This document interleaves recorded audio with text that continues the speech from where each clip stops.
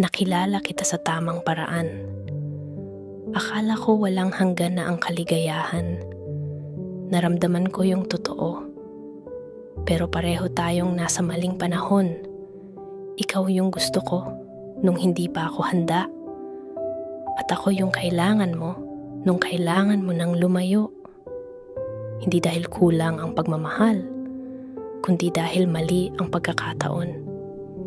Kung sana pwede ko lang ibalik ang pag-ikot ng mundo sa panahong pwede tayo ay gagawin ko. Masakit, pero masaya ako na minsan naging parte ka ng buhay ko.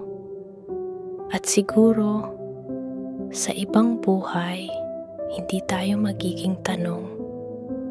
Pwede na tayo.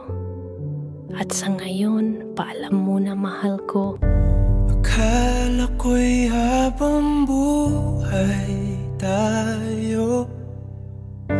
Akala ko'y hanggang dulo. Kay haba pa ng kalsada, dito na ba tayo bababa?